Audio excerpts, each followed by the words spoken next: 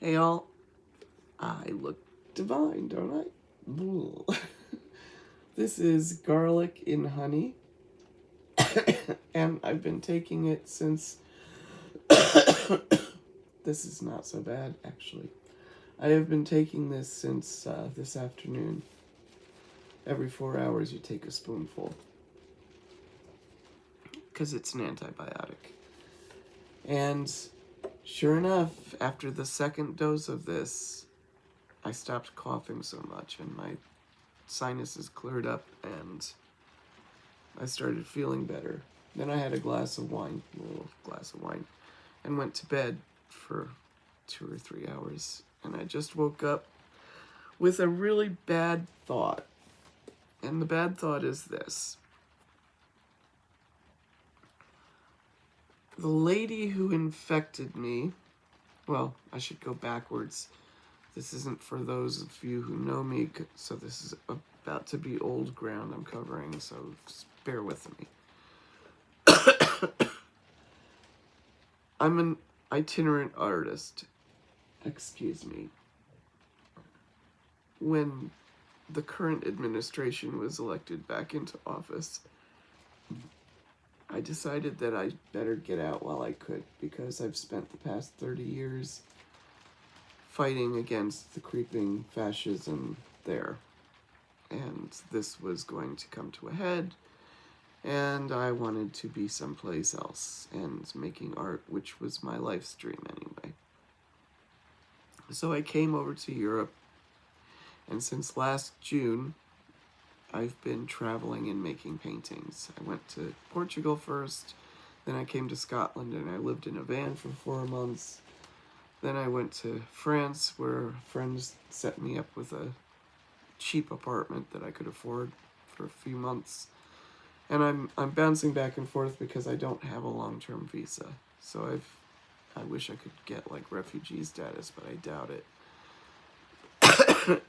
Americans don't get to be refugees, I guess. But excuse me, damn. I just took the honey, so it's gonna be kicking me around a little bit. Anyway, then I came back to Scotland because it's outside of Schengen, and I'm nothing if not going to follow the rules, because the last thing I want is to be thrown back into the tar pit, because I won't have the means to ever escape again. I'm 65, and I got lucky to get this far. My luck is running out. I'm running out of money, but that's because of a few other things. I was supposed to be getting a pension. It got held up by bureaucrats,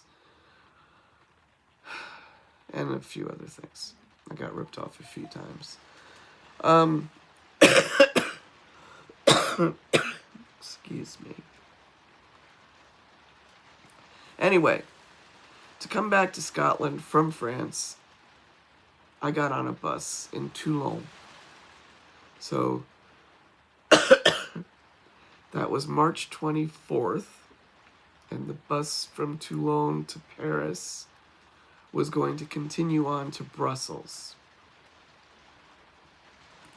And then from Paris, I caught a different bus to go to London, and like that. But the bus from Toulon to Paris is important, that ultimately went to Brussels, is important because the woman who was sitting behind me on that bus was coughing up a lung the whole time. And the whole time I was thinking, oh my God, this is disgusting.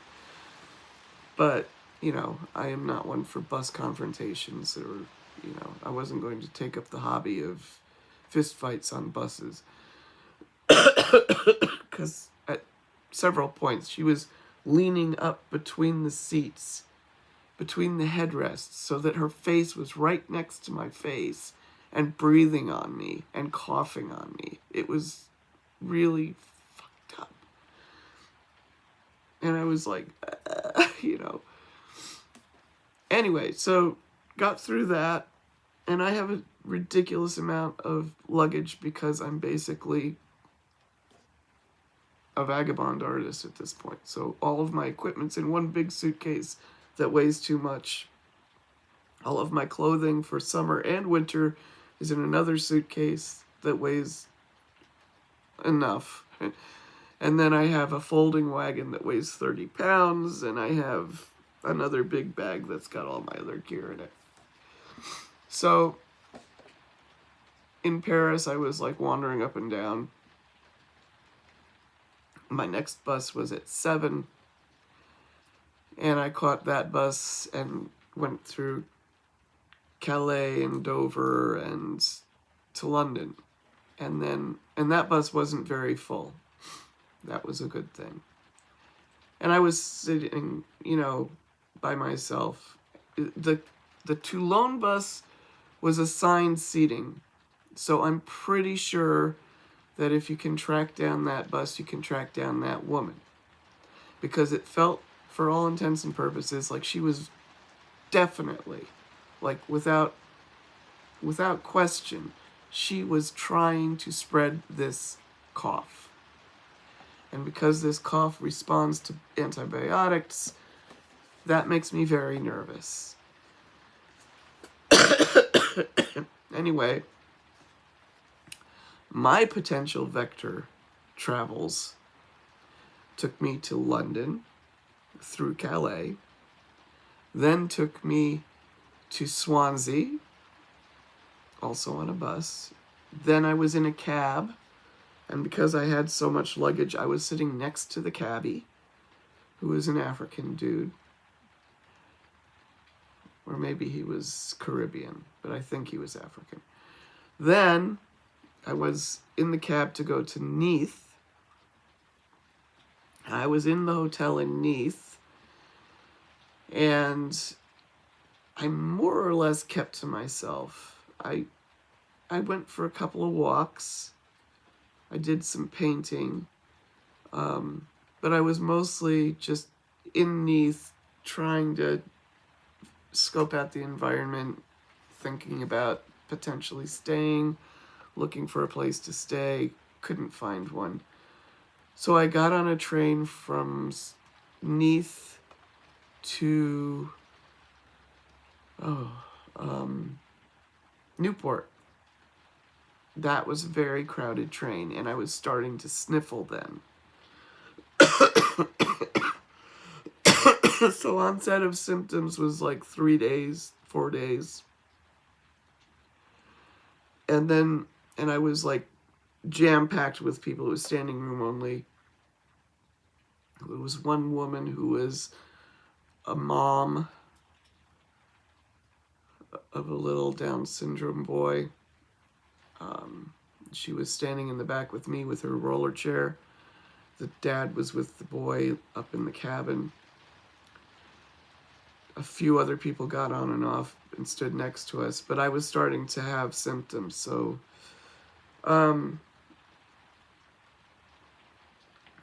took that train up to Holyhead.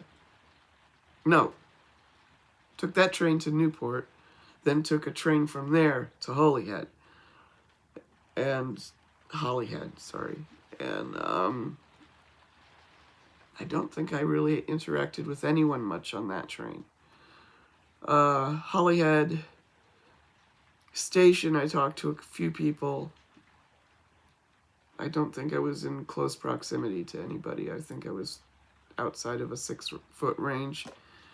And then I found a kind of hostel place, the Dublin Packet. Went there. There were a couple of Japanese tourists in there, and they helped me with my bags. So we were in proximity. And then the rest of the night I was just up and down, sleeping, trying to keep this cold at bay because I thought it was just cold.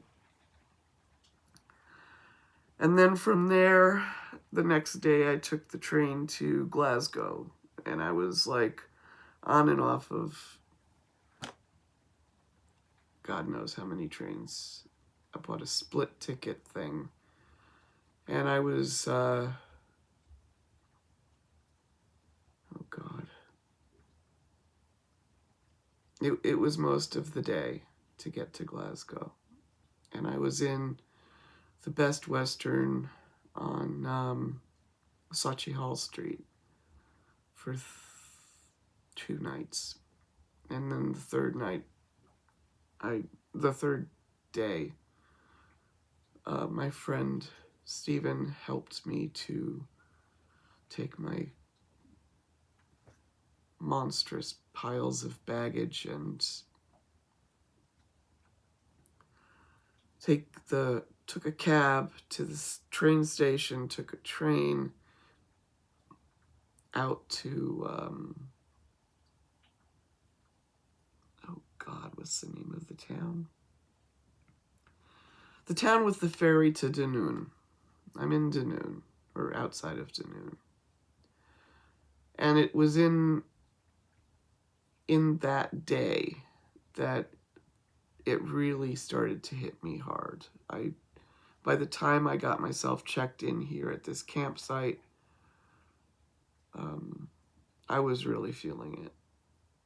And it started coming green, and it was really scary. And I wrote it out for a couple of days thinking, oh, hot tea and ginger root. I had been smart enough the day before in Glasgow to buy ginger root and garlic at an Asian market. So that was smart of me, at least. So I was eating lots of ginger and garlic and like that. But I could barely function. And when my friends mentioned antibiotic, I said, oh, I have garlic and I have honey, so let's do that. And sure enough, as soon as I started taking it, it was clearing it up. So I am very sorry if I have been unwittingly made some kind of a vector for something really awful.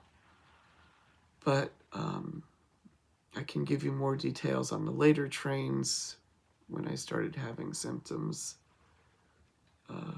If you need me, you can track me down. Please don't send me back. I don't know what I'm going to do. I am on a list. I know I'm on a list.